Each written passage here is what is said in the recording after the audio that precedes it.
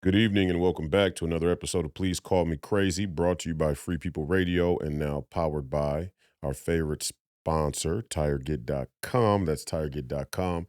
You all have to buy tires from somebody. You might as well buy them from us and help fund the movement, help support the movement. We believe in the freedom of movement, and that's exactly what the establishment wants to take from you now.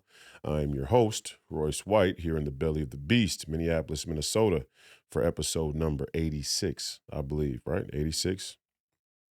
Starting to get that right. A little bit of housekeeping. This Friday, we will have on the great Dan Schultz from the Precinct Strategy, one of the father figures, one of the four leaders with the Precinct Strategy, which is one of the most important political um, mechanisms, one of the most important political movements that we have right now in our country, and taking back the Republican Party through the Precinct Strategy. So we look forward to having Dan Schultz on this Friday for our family and friends episode, and informing you all on the Precinct Strategy and how to get involved in taking back the Republican Party. The podcast is available on all major audio platforms: Apple, Amazon, Google Play, and Spotify, as well as Rumble. And you can also go to band.video, where I have a channel, and we're getting everything backed up on BitChute, I believe. Are we getting close there? We're getting close on BitChute if all things fail, but you should be able to go to YouTube, Rumble, or band.video to watch the podcast. And as always, we are very, very close. I mean, very, very close to getting all our patron platforms up. I know many people over the last week or so have reached out and asked how they could support the podcast. We're going to make sure that that is an option for you shortly here. Be patient with us. We're not hard pressed to come and grab every dollar that you're willing to donate. Hopefully you'll still be around by the time the patron platform is up. It could be any day, it could be any week. We're just ironing some things out. So the patron platforms will most likely be Locals, Subscribe Star, and Donor Box. Um, Senate campaign is underway officially, unofficially. Um, that should be fun, and we'll have more for you on that. The majority of the updates or the video content that is involved specifically with the Senate campaign will be located on youtube.com backslash Royce White USA. And that's the same YouTube channel that we use for my congressional run. So that's the housekeeping. Friday, we have the great Dan Schultz from the Precinct Strategy, and I want you all to tune in on Friday to be able to learn about the Precinct Strategy and how to get involved with and become a precinct committeeman and get ready for caucuses and things like that come February for us here in Minnesota, but different times for each state. Today, I want to start off with the video. This video is from the great tragedy there in Lahaina, Hawaii, and we have some official statements, some official press coverage now starting to emerge after there was much silence from everyone involved shortly after the fires had broken out. Now the governor and certain people are going to come to the podium and speak on behalf of what happened and try and tell you, look, everything's going to be fine, right? It's a tragedy. We messed up, but everything will be fine eventually. We're going to get to the bottom of it, right?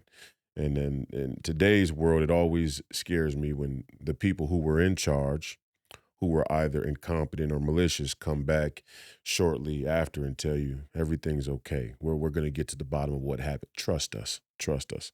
I certainly don't trust them, but I want to play this story anyway from the national news coverage because some of this stuff is so negligent, so incompetent, or so malicious that they're having trouble even hiding it in the coordinated media response. Go ahead and play the video, Tanner. The governor of Hawaii is asking tourists to avoid travel to the parts of Maui that were devastated by wildfires.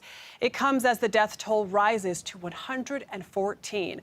Governor Josh Green says about 1,300 people are still missing in Lahaina, with nearly 80% of the historic town surged.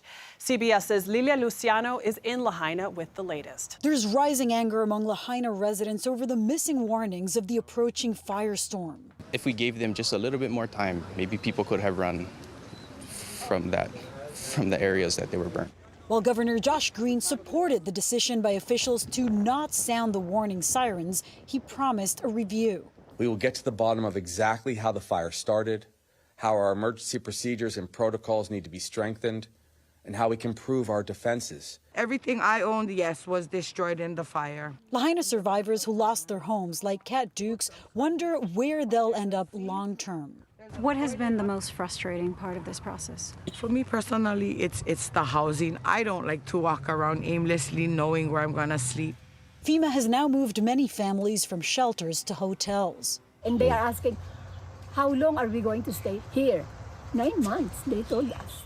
With 20% of the burned area yet to be surveyed for remains, locals worry about the speed of recovery. The governor should not rush to rebuild the community without first giving people time to heal. This is the number of people still unaccounted for remains close to 1,000, and even that estimate is unclear. Frankly, we don't know. People have thrown numbers around, people have thrown cellular data stuff around. And officials say they're keeping that number of people unaccounted for on purpose high so that they don't set themselves up for thinking that the job is done too soon. Adriana. Okay. Now, this is the CBS official, coverage of this tragedy, and they're playing the fence, pretty well here, and they don't want to make any definitive statements. You notice how nobody really. The reason why I brought this video, because now we're getting to a place in society where the establishment and the narrative that they would like to go around the world is coming out ahead on social media. I don't know if people understand that or people are noticing that, but a lot of the controversy around the media, the internet or social media, was all of these conspiracy theorists are throwing out information that puts people in danger because it hasn't been vetted through, or it hasn't had the chance to be debunked, or you see a lot of effort going in by social media, big tech, and all these other companies to try and fact check certain posts. I know you're starting to see those underneath certain posts. Oh, here's the reference material, or here's the article that's being, or there's a lot of fact checking going on, or at least they're attempting to do fact checking. Really, they're just trying to bolster whatever the mainstream accepted authoritative narrative is, which is a scam to begin with. Anybody who really believes that they can trust the New York Times, and I just throw them out because they're they're the newspaper of record in our country for the most part. Anybody that believes they can trust the New York Times is absolute fucking moron. You can't trust the New York Times, let alone any of the other mainstream media sources. We all sort of culturally accept that that's the case, yet when things go haywire and crisis comes, we have no choice but to default back to these sources. That's part of the problem with the monopolization of information, and in many cases in our society today, misinformation.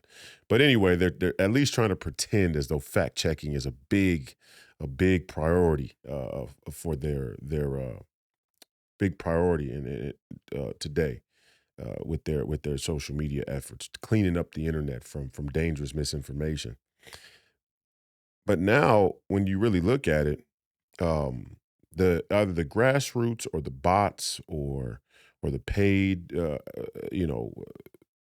sheep, whatever you want to call them, they're out there pushing an accepted narrative before the CBSs can even really get a grasp and a handle on things. And that's real dangerous. And when AI comes and AI starts to have predictive capabilities in the media and information space, it's going to become even worse. There's going to be this lag before the news, the humans that are doing the news can even really get their hands around the story.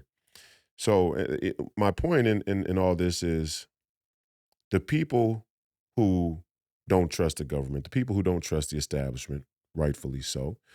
We all want answers. We want an investigation. The people who have shield for the vaccine, the people who have shield for the war in Ukraine, the people who have shield for the LGBTQ transgender movement in the schools, any number of agendas from this establishment, the people who have shield for those jump right out in front and say, there's nothing to investigate.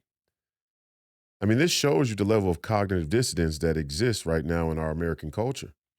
The people who want to defend the Democratic uniparty, Democrat and Rhino political super elite and the corporations that they work for, with, whatever the case may be, the establishment, the status quo, the Democrat or liberal grassroots voices out there in the void of social media and the internet, they want to come out and say there's nothing to investigate. What are we investigating? And I'm not just making that up. This isn't conjecture or some theory. I'm not just making a generalization. I've actually had people who posted the picture of me saying investigate Maui during the Big Three game and like dismiss it flippantly or laugh or say, that tells you who this guy is or whatever the case may be, right? Like there's no reason we should investigate, which is so odd because all of the authorities there in Lahaina, even as recent as last night, are still saying investigations are underway. None of them had made any real definitive statements about how the fire started, why the sirens didn't work, why the power lines were, if or why they weren't secured properly, the protocols, the safety protocols for these type of these type of problematic events, whatever all of it. None of it has been ironed out by the authorities there in Lahaina. So why are all the people around the country rushing to tie this off as a foregone conclusion? We know what happened.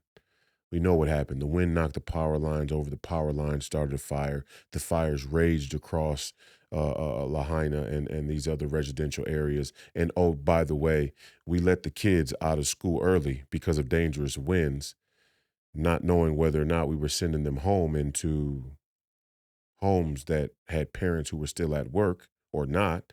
And a lot of one of the things that the governor is saying with some level of certainty is that we as a nation, because Hawaii is the United States of America and those are our citizens, those are our people, we are pulling bodies out of the ashes and the flames that belong to children. And he even went so far as to say, as we continue to pull bodies from the remains, we should I think he said, we should expect that many of them may, in fact, be children. So that's the one thing he's speaking with certainty on. Why? Because they know exactly how they handled the crisis response. They know how they handled the response with the schools. They know how the whole thing went down. But everything else doesn't have any clarity around it. Everything else still needs an investigation. Well, if you trust the way that investigations go with people who are investigating themselves, again, you're a fucking moron. And I know we do that a lot in this country. That's kind of the accepted culture here in America, right? We let the president of the United States investigate himself and his administration, or we're going to let the CIA do an internal investigation, or the FBI, or police departments, or we let the CDC or whoever it is. Whenever there's a controversy or some type of what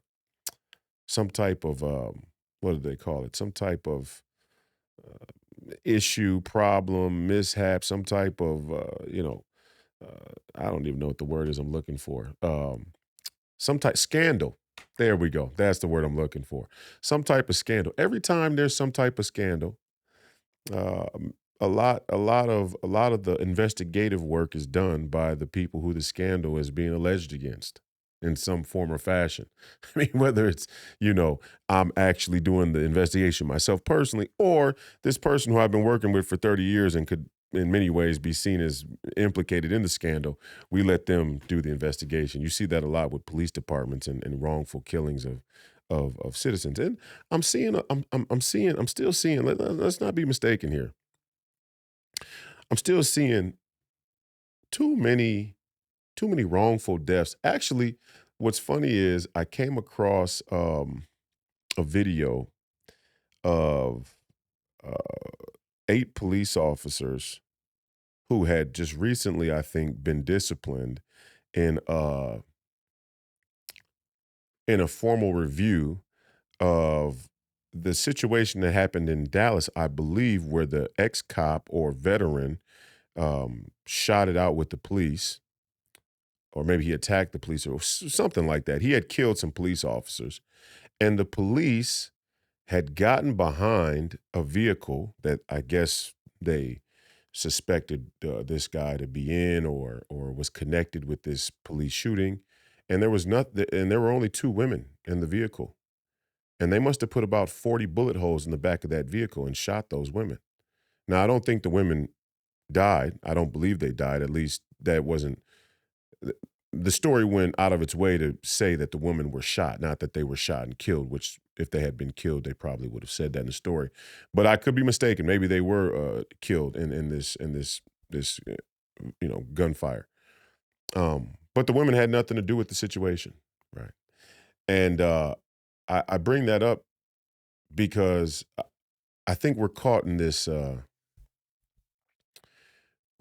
sort of paradox where we're trying to balance the safety, the security, and the law and order that the left is trying to undo in the country, while also being skeptical of the people who preside over the law and order in this country. And we're getting attacked on both fronts. And I know that because I'm Black. I come from the Black community. I grew up in the Black community. I'm still very connected to the Black community, although I don't live in the hood, because quite frankly, it's too dangerous, in my opinion. I could say that honestly. Now, is everybody who steps out of their front porch in a highly dense, populated metropolitan area, or lives in a place where there are a lot of concentrated Black people, going to be the victim of violent crime? No. I mean, that's what pussies like Sean Hannity will want you to think, but that's not real either. In general, is it somewhere that you would choose to live if you had a choice, and take the risk of becoming a 1 in 1,000 chance or 1 in 5,000 chance of becoming a victim of a violent crime? No, of course not. I mean, if you can avoid it, you're gonna avoid it. Don't take the risk if you don't need to, which is hard for some white liberals to really comprehend, because I also, at the same time, I see a lot of videos of a lot of young white liberal males doing ultra risky activities. And you'll see, if you follow me on Instagram, I repost these videos and calling these people jerk offs. The other day, I saw a guy who was hanging just by his bare hands with no harness from a power line. High power line, not like a telephone pole power line, like one of those power lines that has probably 100-foot, 200-foot metal structure to it. And if you know anything about these structures, you can climb up the side of them by hand. Most people who maintenance them, they actually do work on them and climb them by hand, but they usually have harness equipment to try and secure themselves. Well, this jerk off, he just thought, hey, I'll just hang on it I'll climb up here and hang on it by my hand with the GoPro to get, I don't know, views. I mean, so, that shows the duality of what we're dealing with here. Some people are trying to escape the potential violence and becoming a victim of violent crime in certain neighborhoods across our country. Some people are throwing themselves right in the line of accidental fatality by climbing 200-foot structures. I saw a bunch of people parkouring these really tall structures. I mean, we got a real duality of sickness in our country. But again, I digress. The point I was making is, Yeah, yeah, the black community is having problems with violence, but it's certainly not the case that everybody's going to be the victim of a violent crime. And regardless of that, um, it is the duty of our police to protect and serve. Now, are there cases where protection and service are going to put other people in danger because of somebody else's choices? Yeah, absolutely. I mean, if I rob a store and then the police get behind me and we go on a high speed chase, I have put other people in danger and the police are responding to that. And the police may, in fact, I don't know, run a civilian over in that high speed chase. When you go back and you adjudicate culpability in that situation, it's not fair to say the cops are the ones to blame for running that person over because I, as a citizen, helped create that circumstance. And that's why your citizenship and how you carry yourself and the duty of being a citizen is a big deal. And we've lost that. We've lost it. We've lost our sense of citizenship.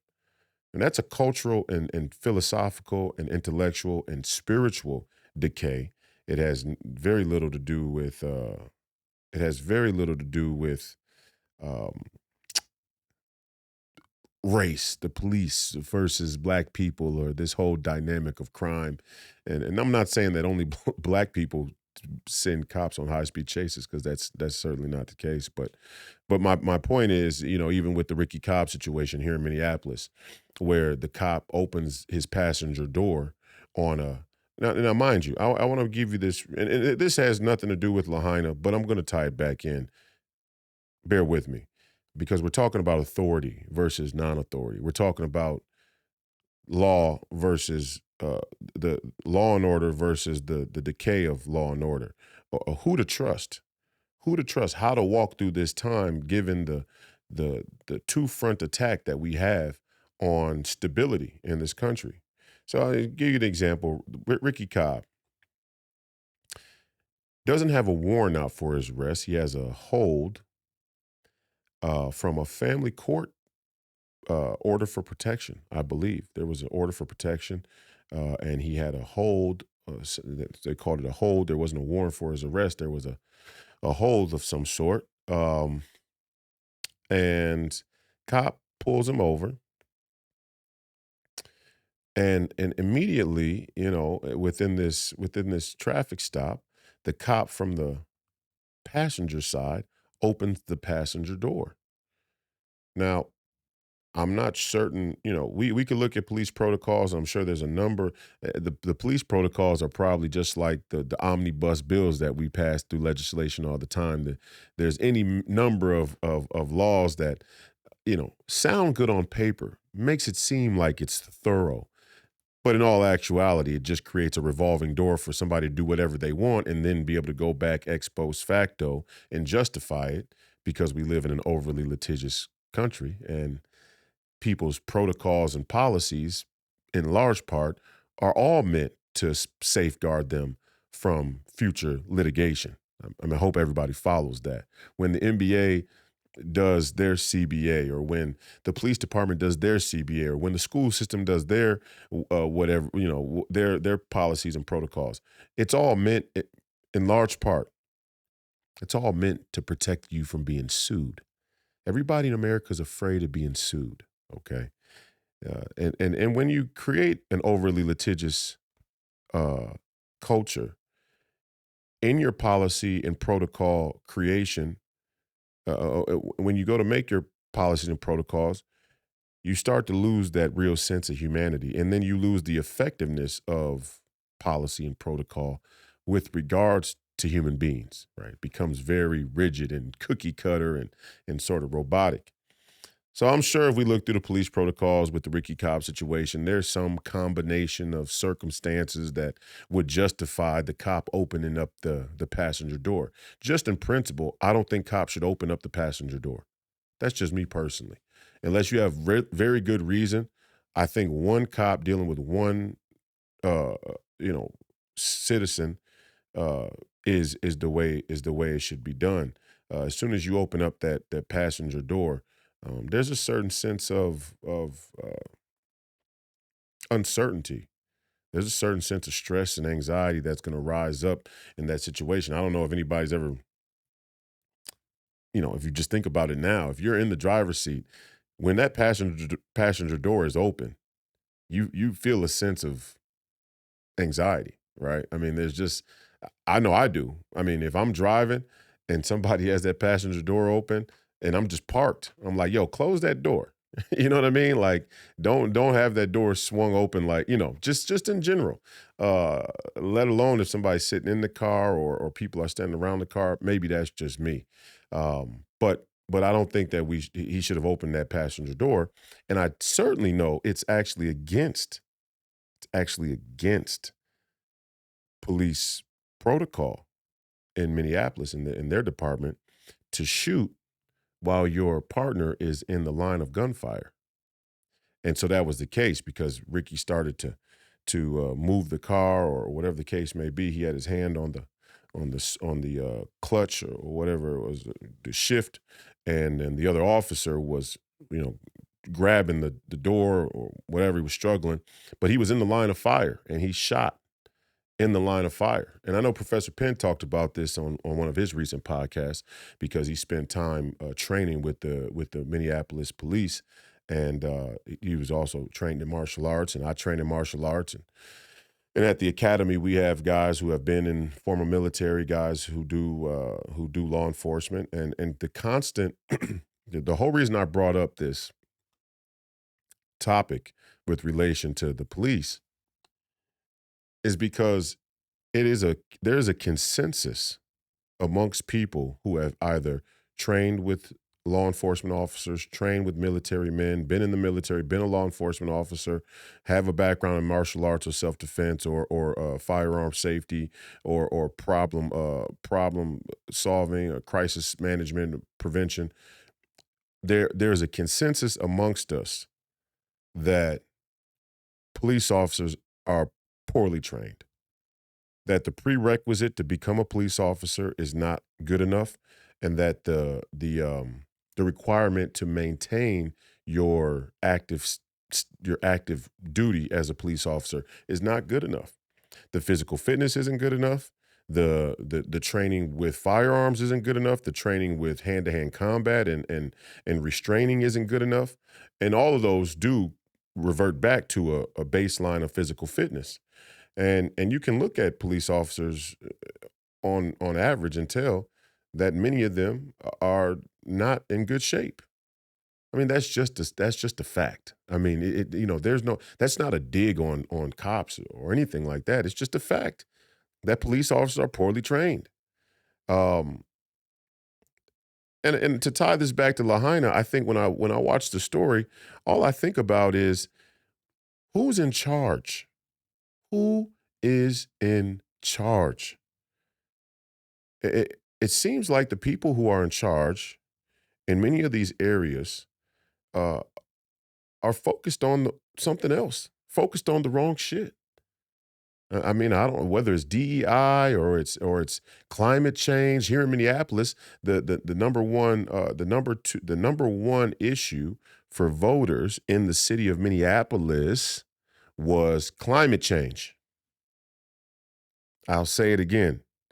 The number one issue for voters in the city of Minneapolis was climate change. That's why I call this the belly of the beast. Climate change. That's what you motherfuckers are concerned about. That's the biggest issue we face is climate change. Right. Now I get it. Look, the air quality's bad, in the last couple of weeks here in the city of Minneapolis or in Minnesota.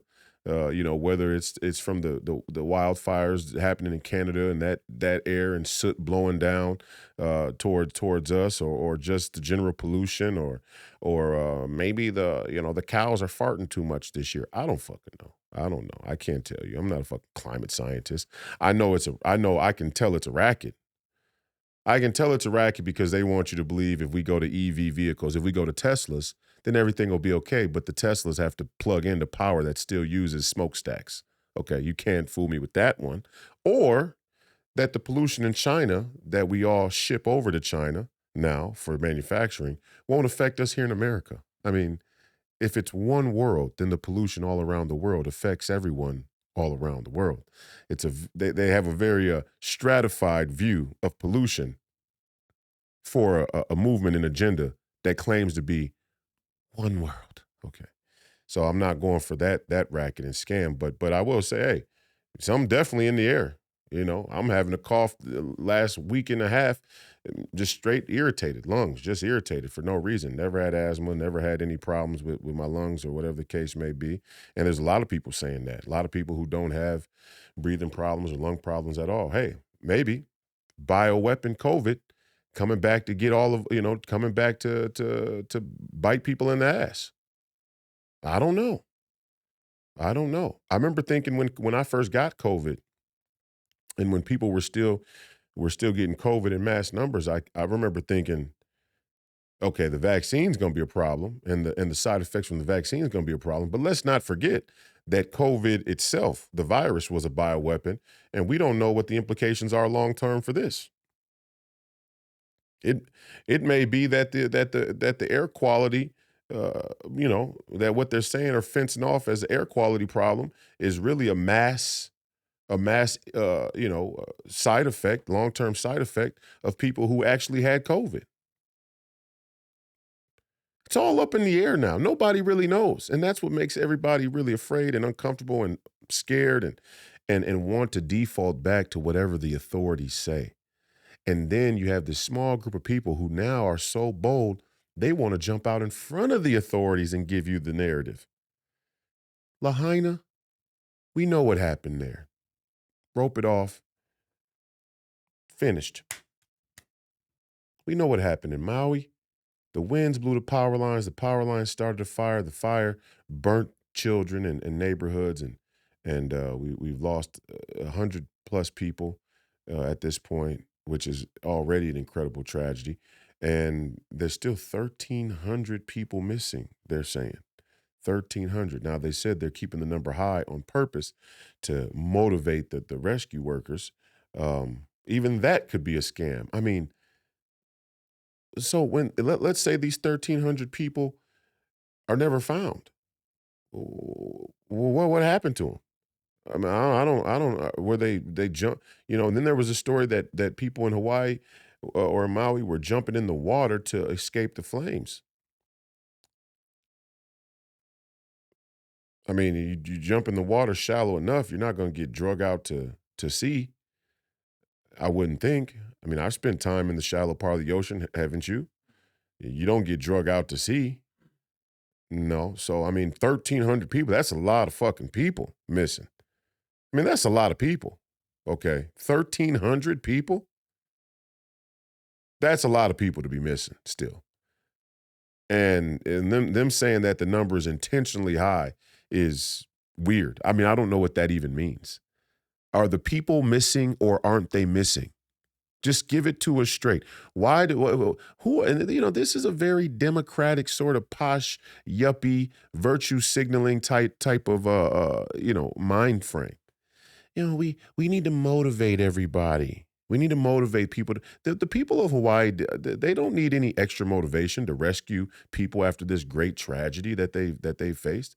Why do we continuously, our American culture, our elites continuously sort of condescend us? This infantilization, like we're little children. They talk to us like we're kids.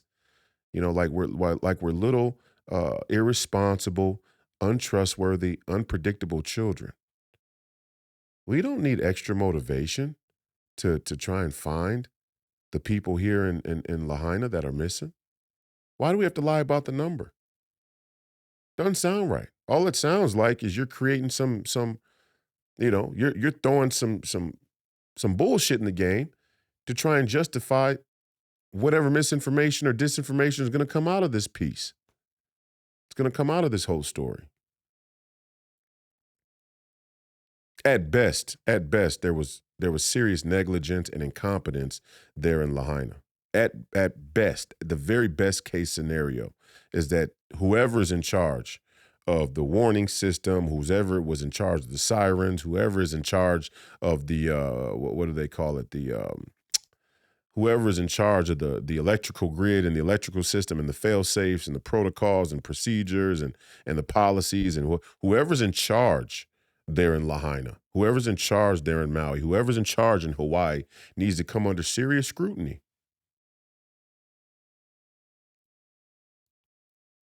And you see the governor already, I mean, the governor's already trying to double down on the government's position, saying, yeah, it's not, hey, we stand by our decision not to sound the alarm. You saw the man there in Maui, the young man there in Maui speaking on the beach being interviewed. He said quite plainly, hey, if they had sounded the sirens, people would have had more of a chance to evacuate. I mean, that seems simple. I don't even know where the argument is. I don't get it. I mean, what if now, mind you, when the story first broke, everybody said that the sirens didn't go off because the electricity was compromised. That was one story that came out of the zeitgeist was, no, it wasn't negligence. No, the children in the neighborhood wasn't burned intentionally with no warning. It was that the power lines created a compromised electrical grid, and that's why the sirens didn't go off. Now, the governor and the authorities are coming right out and saying, hey, we made a conscious decision not to turn on the sirens. That it was a decision that was made in conscience. And now, after the fact, they're trying to justify it. Well, we stand by the decision. What was the thinking that went into that? Why? What do you? I mean, we'd have to look into it. You won't even be able to find it. They won't even be able to look it up. There won't be. Just try and Google for a second.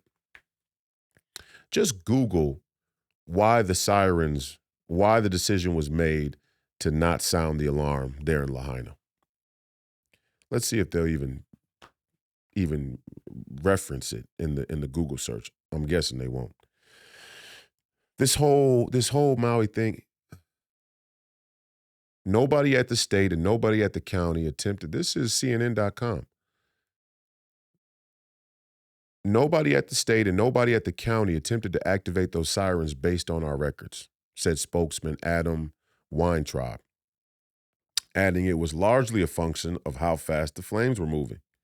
Officials used other communication methods like cell phone alerts to warn residents. I mean, look, guys, set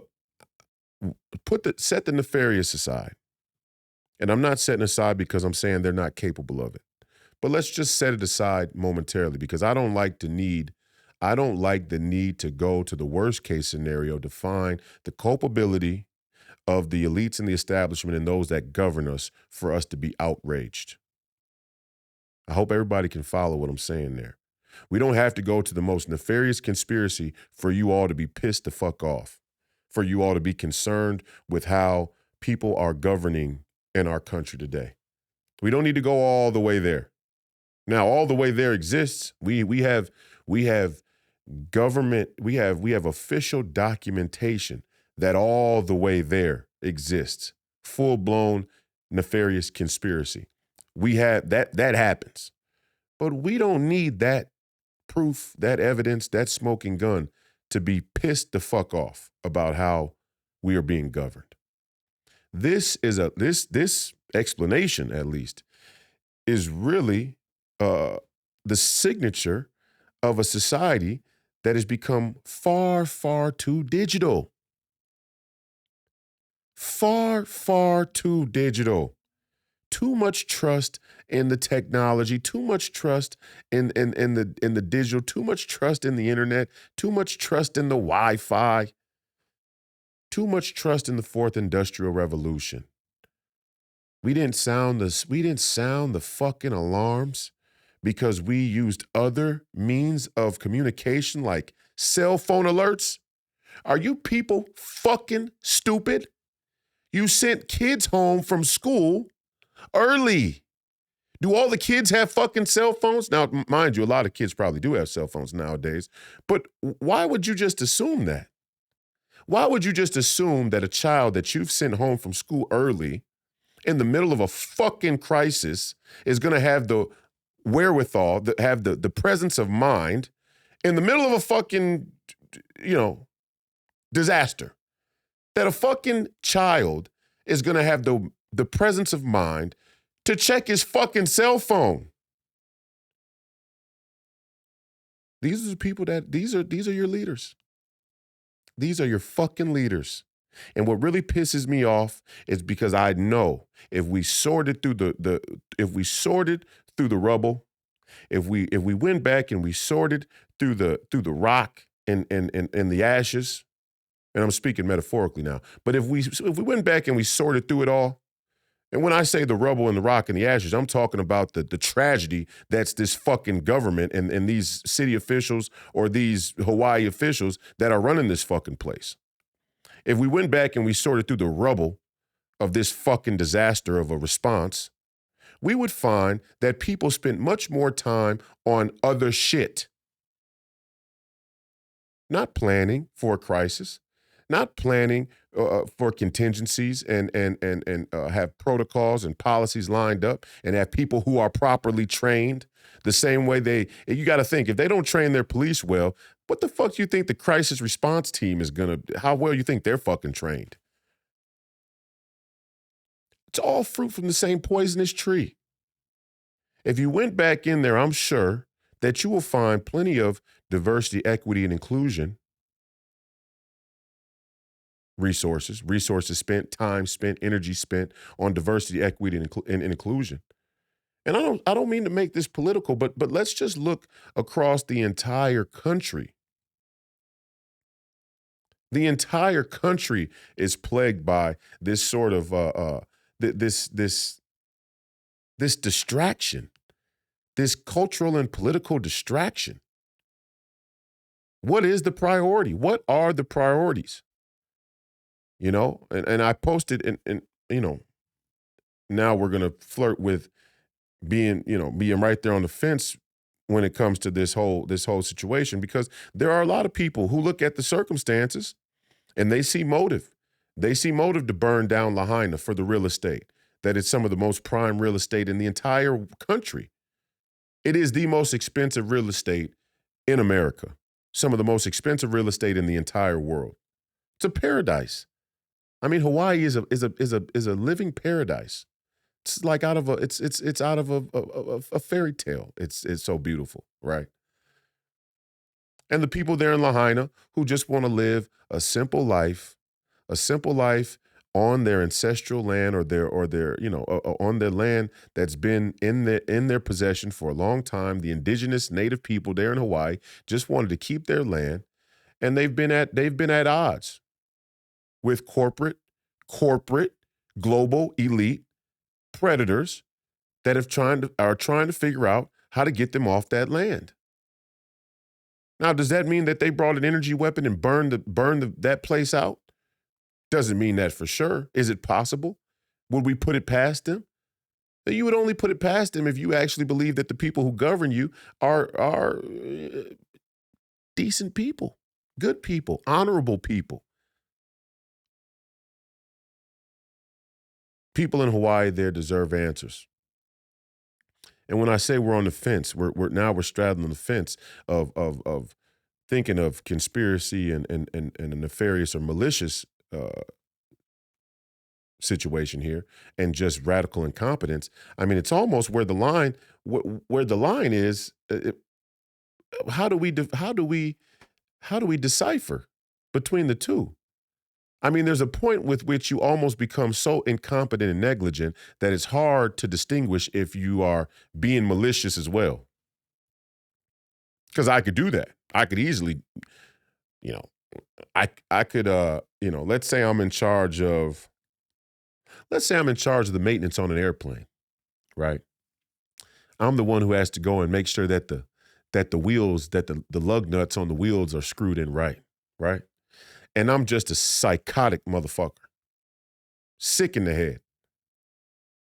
And one day, hey, maybe I just forgot to tighten them. And a plane tries to land without landing gear or whatnot, and there's a crash and people die on the plane or whatever. How do I, that's the dark part of the human condition that people don't want to have to deal with. Keeps you up at night. And it should. It should. And it should keep you up at night because we all kind of realize if a society is sick, the more shit like that is going to pop up. The more and more people are just going to start to lose it. And that is what's happening. People are starting to lose it. And as people start to lose it, it's going to become more and more difficult to distinguish between radical incompetence and negligence and nefarious conspiracy to bring harm and violence to people. And I posted this video of Anne Hathaway accepting an award with the Human Rights Campaign, the HRC, which is overseeing the Corporate Equity Index, which is effectively the way that the Fed and all of the banking institutions are going to strong arm corporations into following the global LGBTQ agenda, because you will get funding, loans, and all of these different financial instruments are going to be graded now on your corporate equity index number. How well you're doing LGBTQism is really what it is. And so the Human Rights Campaign is overseeing the Corporate Equity Index, and the Human Rights Campaign is funded by none other than George Soros. That's just a fact. The Soros Foundation is in charge of the Human Rights Campaign. And I'm watching this video, or I posted a video of Anne Hathaway accepting an award some years back. It's not new, recent. It's on my Twitter. But if you watch, pull it up on my Twitter. Let's watch it together. I want to play it right here in the episode. But when you watch the video, you listen to the video, it's eerie. I mean, if you have eyes that see and ears that hear, the tone of it is eerie. And what is said is eerie. And how the implications of it coming from a group of people who are effectively in control of this country from a government standpoint and certainly from a corporate standpoint. They are in control. They are running the country. I mean, let's not kid ourselves. These people are running our country. So the implications of a statement like this must be considered in that way, in that regard. We got to consider, who are these people? Well, what are their motives? What's their agenda? You got it pulled up, Tanner? Let's play the video. Thank you so much for having me here. I really needed this.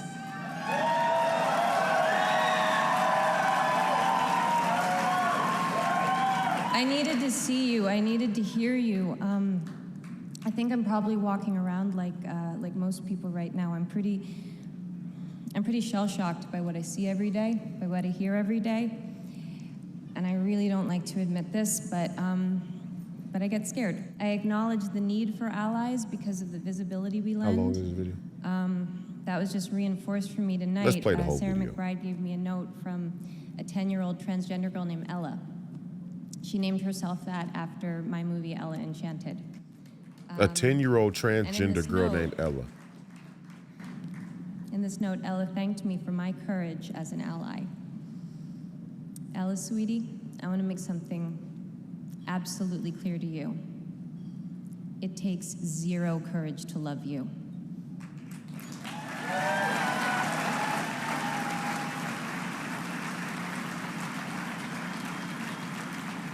It does, however, take a lot of courage to get up and talk in front of a lot of people. So I put your note right next to my heart to give me extra strength. It's right here. My standing here, my ability to be visible to you comes from the world unfairly rewarding my particular type of visibility. It is important to acknowledge that, with the exception of being a cisgender male, everything about how I was born has put me at the current center of a damaging and widely accepted myth.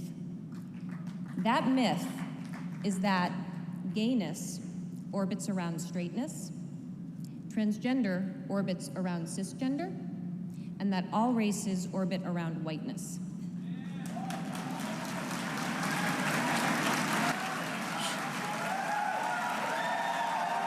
Jesus. Help us. This passes for intelligence. These people are horrifying. It's horrifying. This myth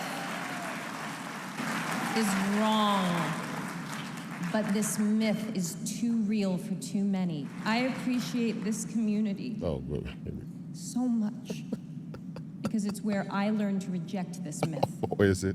I appreciate this community because together, we are not just going to question this myth. We are going to destroy it.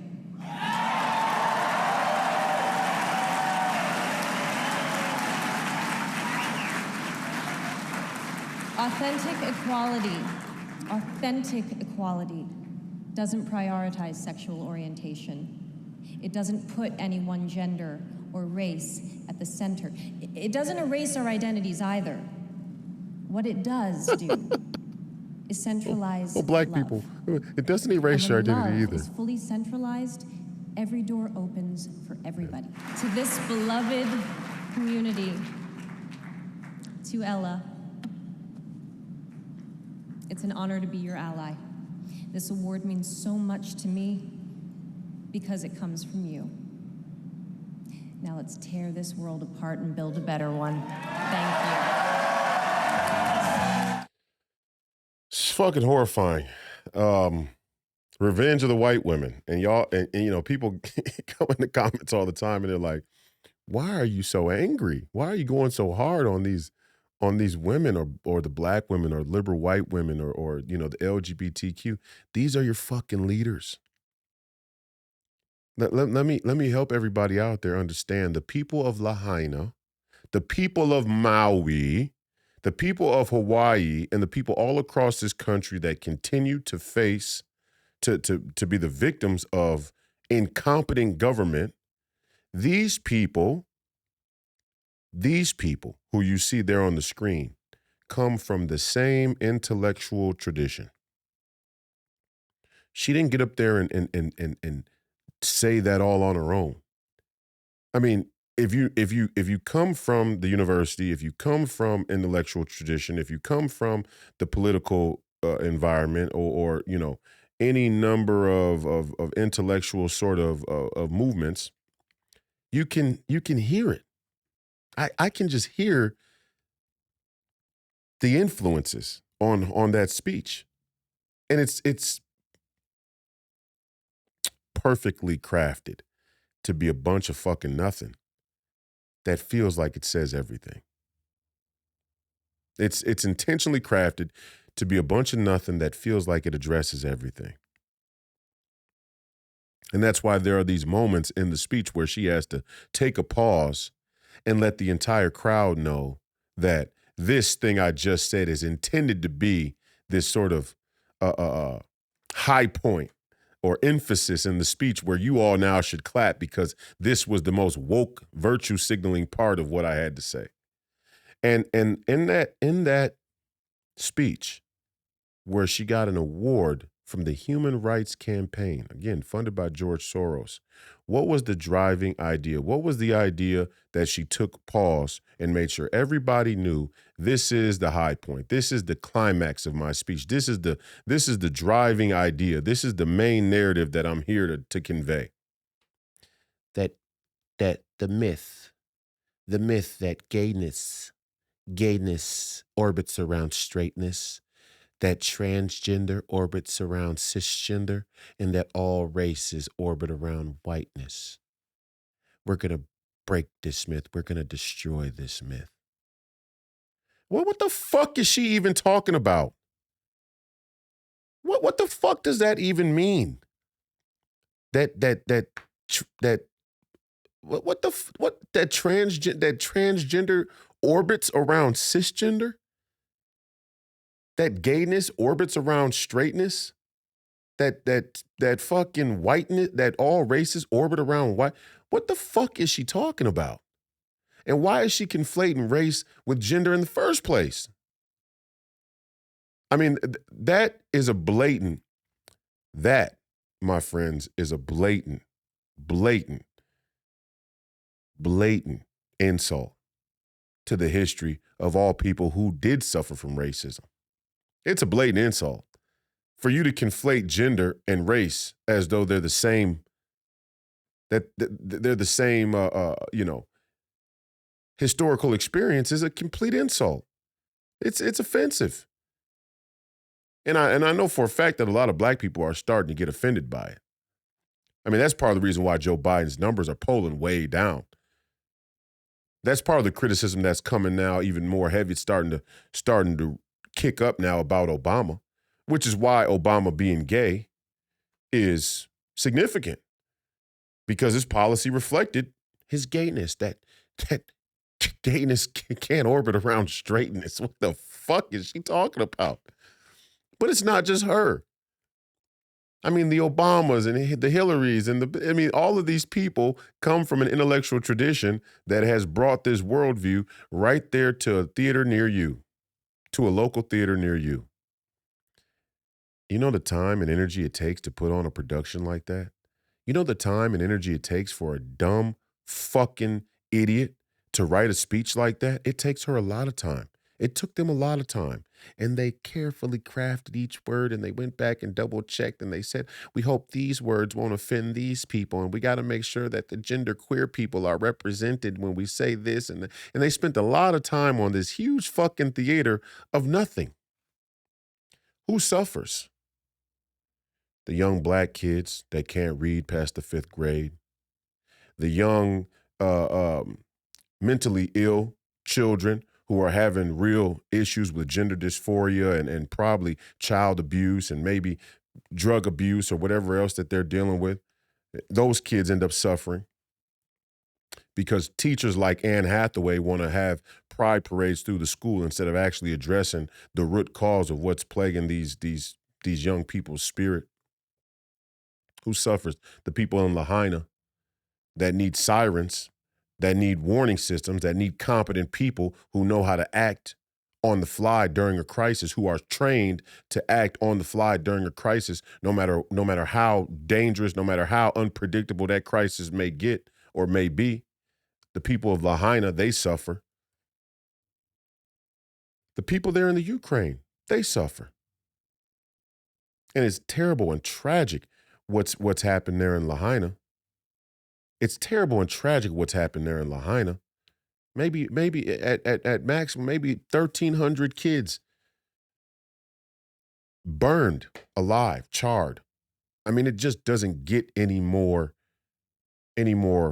horrifying and tragic than that. It doesn't. I mean, that's just the height of what you can imagine.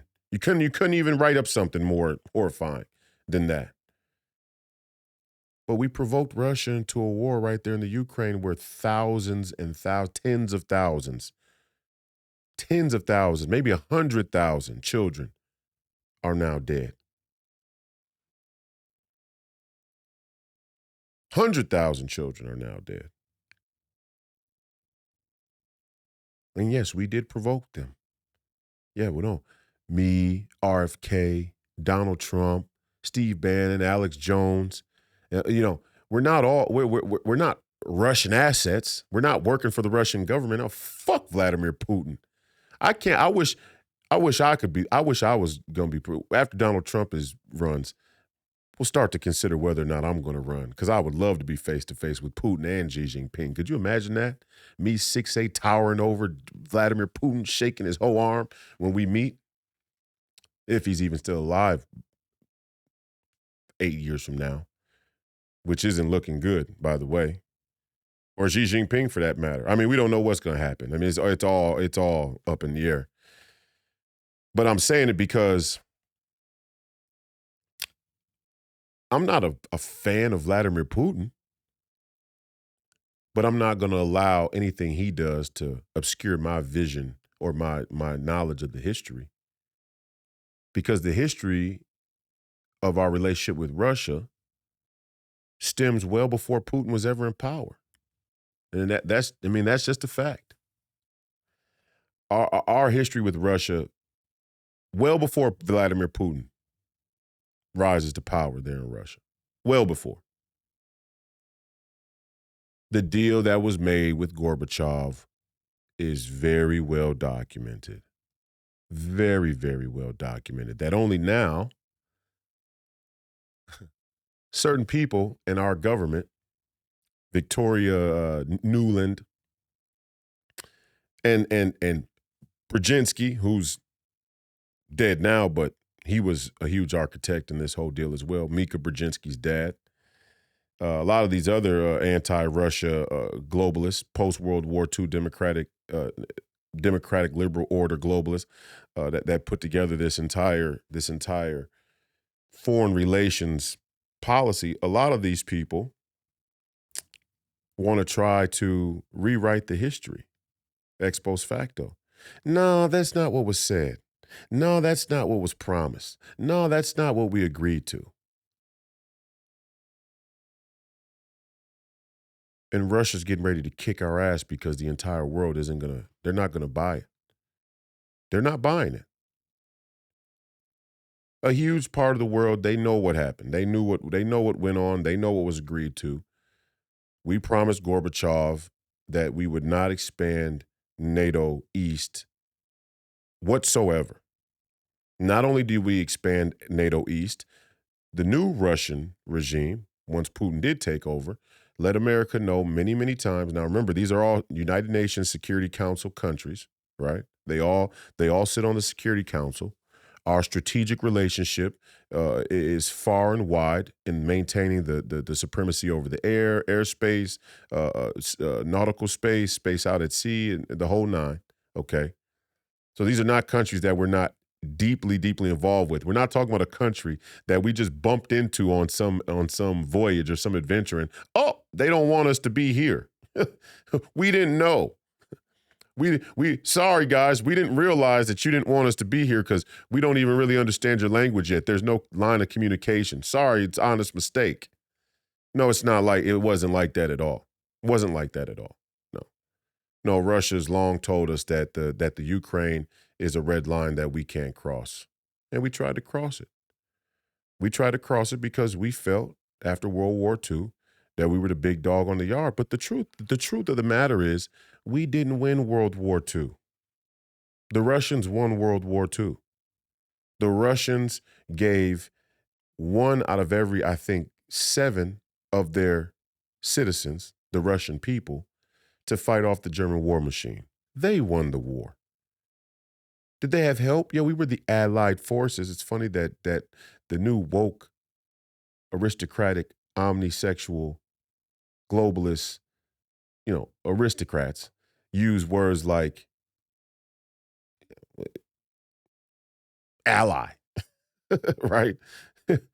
And their allyship is real symbolic. Well, in World War II, the allied forces actually had some skin in the game. I mean, you had to send some troops. They had to land on a beach. They had to take on incoming gunfire, a hail of machine gun fire, and a lot of World War II soldiers died on the beaches at Normandy, just storming the beach, getting mowed down. That actually happened. So we gave troops and we gave support and we helped win the war, but nobody lost more, nobody sacrificed more than the Russians. And the reason was simple, because the Russians were being invaded. America wasn't invaded. America wasn't invaded through Virginia, through New York City, through the port of Miami, through the Gulf, through America wasn't invaded in World War II. Russia was invaded through the Ukraine. And now a bunch of people are going to try and tell you a story that that's not the case, and we never promised, or we never, or Russia never had the authority to strike a deal that would restrict NATO from moving east. Lies. Why do I bring it up? It's fruit from the same poisonous tree. Who suffers? The people in the Ukraine. Who suffers? The people in China. The Lao Beijing, old 100 names. They suffer. The Uyghurs suffer. I mean, Yes, these people are corrupt and they're wicked and they're evil and they're incompetent and they're negligent and they're arrogant about it. But we have a profound sense of self-doubt. We have an epidemic of self-doubt all across this country and all across the world. And that epidemic of self-doubt is that we don't know what's good for us. That we don't have a deep intuition as to what is actually good for us and right for us as citizens. We don't trust our own ability to govern ourselves. We've allowed them to tell us there's some level of expertise, there's some level of skill, of intelligence or education that's needed in order to govern yourself, in order to survive. No. The expertise, the skill, the education, the intelligence that is going to be necessary for you to survive is in large part due to the things that they created with the intelligence and the skill and everything else. They created the hazard. Now they're going to tell you that all of their special skills are needed to keep you safe from it. Isn't that Herman Kahn? Werner von Braun? The entire NASA movement? I wear the NASA hat on Jason Whitlock, and people are like, why are you wearing a NASA hat? We're being facetious. When me and Alex Jones talk about NASA, we're being facetious. We're pointing out the fact that most people walking out there on the street every day have no fucking clue what NASA is, how NASA was started, what it does, what it's done, let alone Raytheon, Lockheed Martin, and Boeing. Most of you people have no clue. And look, we're not saying that you had to be become a physicist and understand astrophysics or thermonuclear science, fusion, thermonuclear fusion, whatever the case is. We're not saying that. But the blatantness of what they're doing is almost an indictment of us. Their wickedness can't be put on us, but how blatant they've gotten with the agenda and what they're willing to admit is almost an indictment of us and our self-doubt. Because what we're, and again, the best thing I can relate it to is pimping. No, seriously. The best thing I can relate it to, the thing that seems most, that seems the most similar to it is pimping. What is a pimp's main selling point, main pitch? What is a pimp's main pitch to a hoe? I don't know. Maybe you come from that type of lifestyle or that type of neighborhood or that type of culture. But a pimp's main pitch to a hoe is, yeah, you could definitely sell your ass without my guidance. You could definitely have sex for money without my guidance, but you're going to have to worry about protection, and you're a woman, and there's a physical difference between men and women, which is why you can sell your ass a lot more effectively than I can, because the sexual marketplace for women is much bigger than it is for men in most cases. So there's a difference between men and women, so my protection matters, okay? And also, it's just my overall view of things, my overall vision, right? My overall sense of how to navigate life is better than yours. You're dumb. You're dumb. You got a vagina that you could sell and for money, but that don't mean you know where you're going.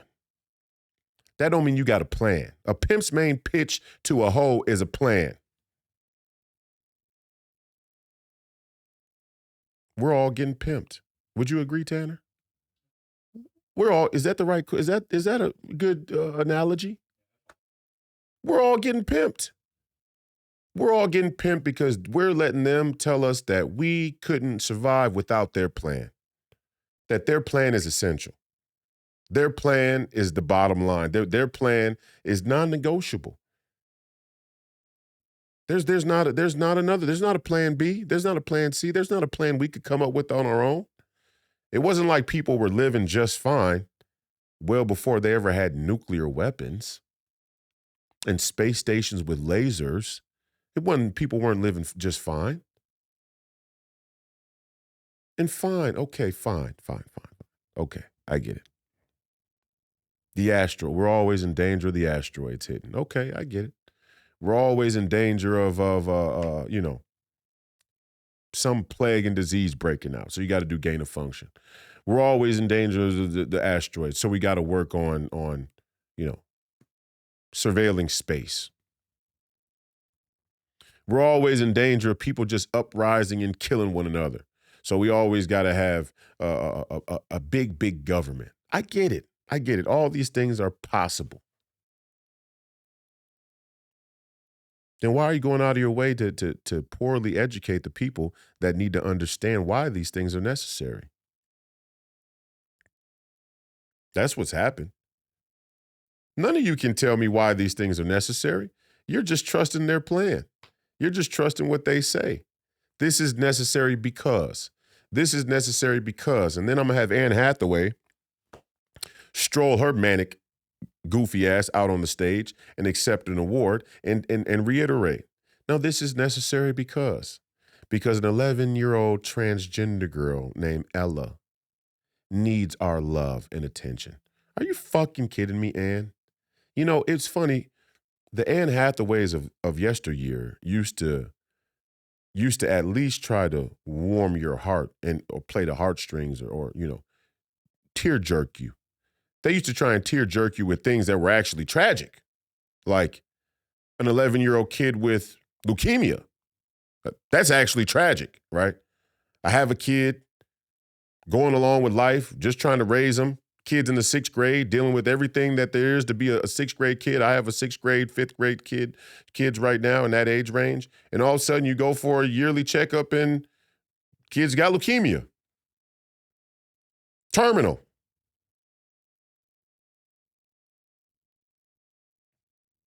Chemo. Doesn't work. Bald head. Kids dying. Cancer. How to tell a kid they're dying. Do you tell a kid they're dying? This is fucking tragic. And it insults those kids who actually deal with shit like that to say that it's tragic for a young boy to want to become a young girl and all of a sudden they need all this special care and attention.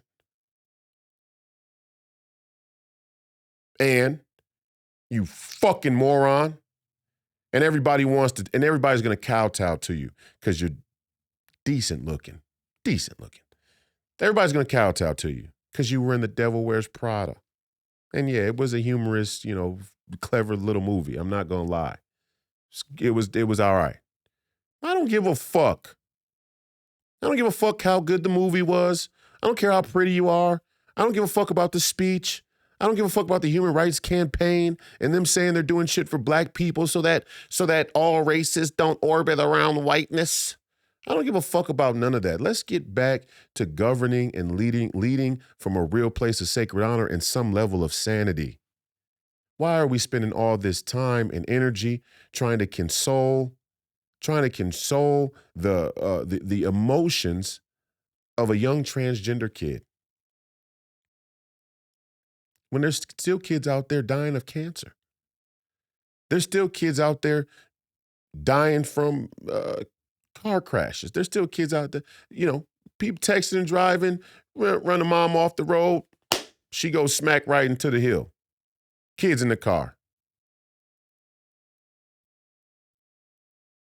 But none of you want to disable the ability to text and drive in the interest of hopefully saving some young kid's life who may be in the back seat riding home from school with their parent, right? See, this is how I know it's bullshit. It's theater. It's theater, and it's starting to piss me the fuck off. I can't stand the dishonesty. Right now, they have the technology. They have the technology to know when you're moving in your phone, right? They have the literal technology where your phone knows when you're driving. The phone knows when you're moving, when you're in motion. If the phone knows when you're in motion, why don't they disable the phone while you're in motion? Why don't they use the technology that way? Why? Because it would slow the commerce. It would slow the commerce. Duh. Of course. Yeah, we don't want to do that. I mean, there's an accepted casualty rate that comes with the commerce. It's called the price of doing business, right? In this country. There's a price to do business in this country. But that price doesn't include little gender dysphoric kids little boys who want to become girls and change their name to Ella, which is probably the result of a parent who's fucking their kid up. Most likely the result of a parent who's fucking their kid up. Maybe they're just being sexually abused. I don't know. Maybe they're just inundating them with fucking liberal woke ideology. Pull up the video of this. I say these things and people go, I know everybody out there in the audience that's a regular, you know what I'm talking about. We've seen it. But we continuously get new people on the channel who for the first time are like, who the fuck is Royce White? What the fuck is this kid on? What the fuck is this dude online talking about investigate Maui? Let's see what he's talking about. If you're new here, I'm going to show you how you can brainwash a kid into believing that they are transgender. And it's happening. Pull up, let's see, pull up Mom Says Baby is Gay on YouTube. Let's see what they give us. Now they might try and fence this off too to protect these strange ass women from their from the people seeing just what it. Hey, there you go, right there at the top. They're not hiding it. Go figure. My Baby is Gay. Go ahead, play it. Got Anne Hathaway. Look, she even looks a little like Anne Hathaway. All right, guys. So okay, we got this guy who's commentating. This woman talking about gay babies. And now a lot of Fast you guys got upset. Let's see what. Let's get to her saying it. I don't want to hear him commentate. Does he play the video? So here we go. Oh, first of all, let's make this loud enough so we can back out. Let's see if we can find just the video of it, not one where.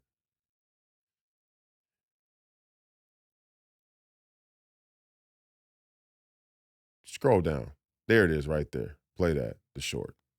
He is gay. Yeah, here we go. Yeah, this is him. He's gay.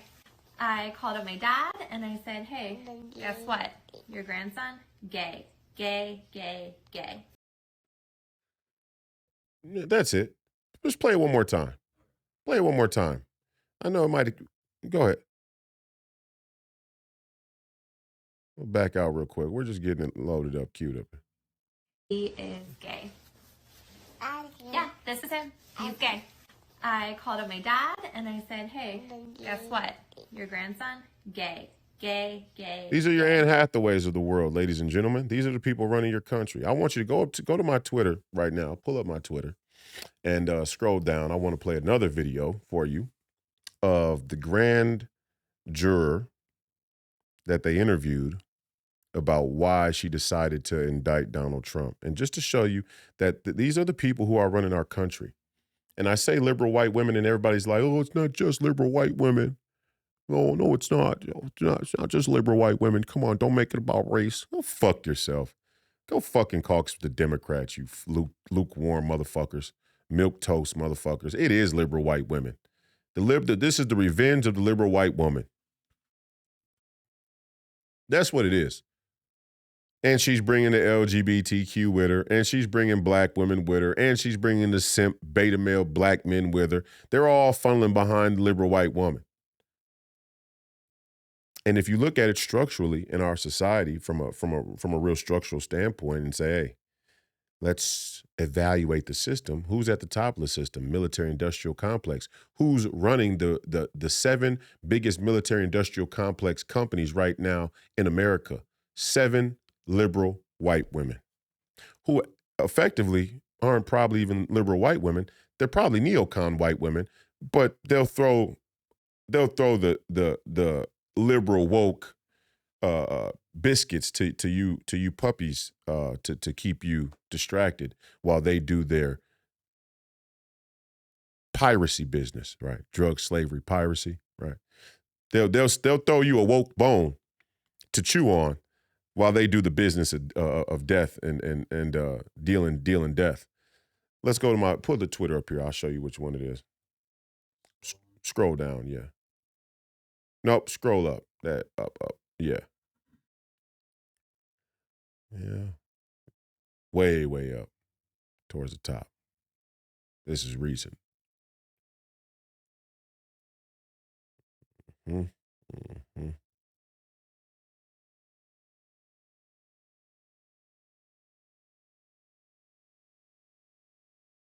Nope, this ain't recent. This is my Twitter account right here. Yeah, it should be. This isn't recent though. Refresh it. Refresh it.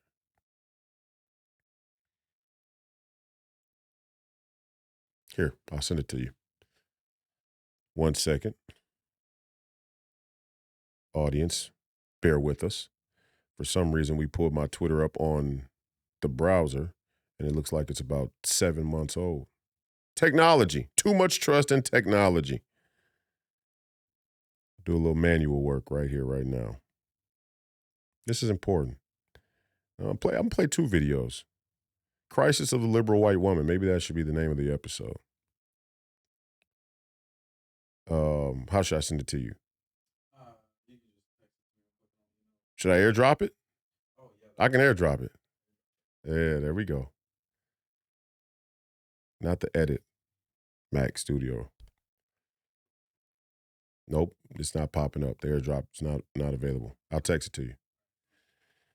Anyway, this next video we're gonna play is a video of, again, the one of the grand jurors that was involved in the Trump indictment, and she comes right out and says, why she wanted to go through with the indictment. Absolutely ridiculous. Absolutely unacceptable. Absolutely corrupt. Absolutely a sign of a country that has lost its way. Here we go.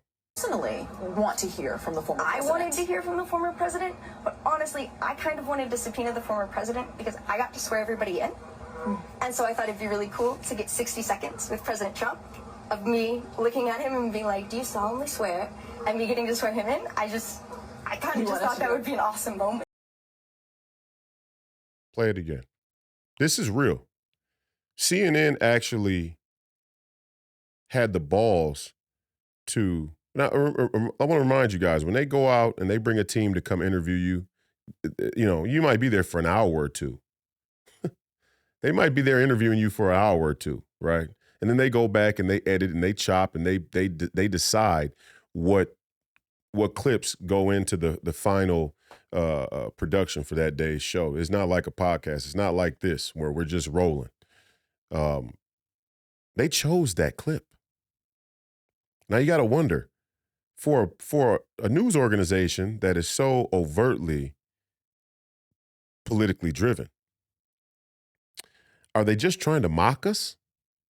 Or do they actually believe that is an acceptable behavior from a grand juror? I mean, I start to wonder myself. I've watched the clip at least 20 times because this is the real psychology and psychosis that is destroying America. Are they doing it to provoke us, to mock us? Or do they actually believe that's acceptable rule of law? Play the clip again. Ask yourself.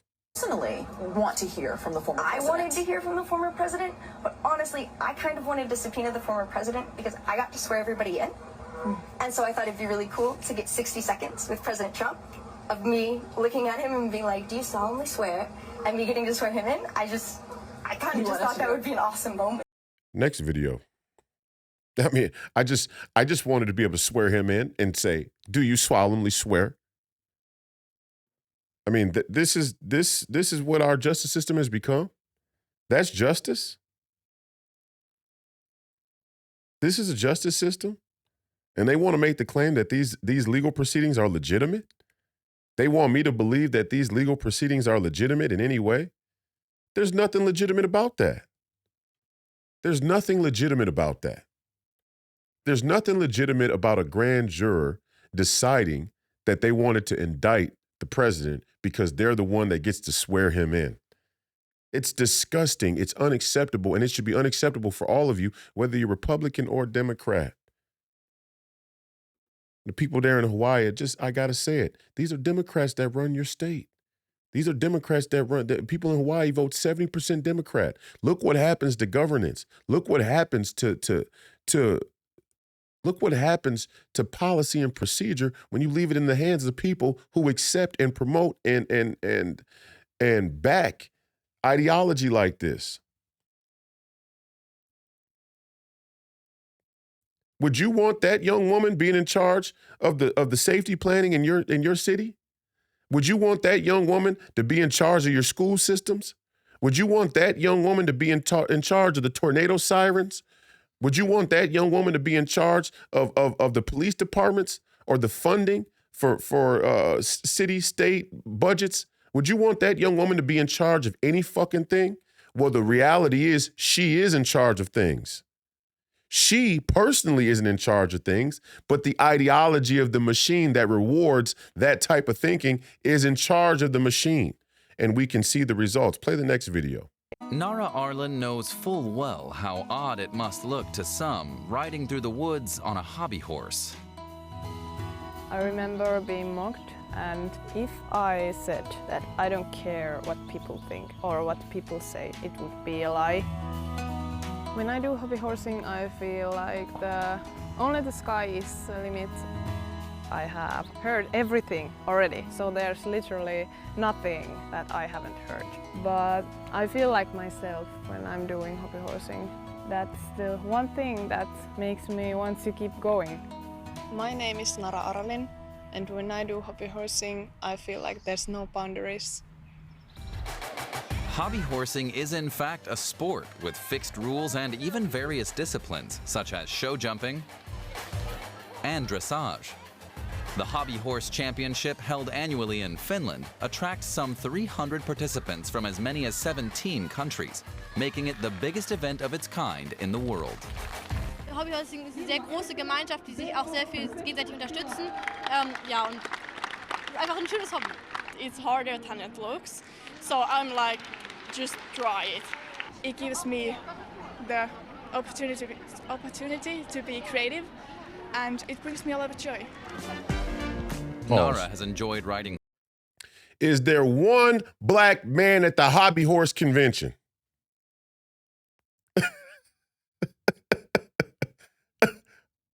I'm just, look, Anne Hathaway can tell me that the movement is to make sure that all races don't orbit around whiteness if she wants to.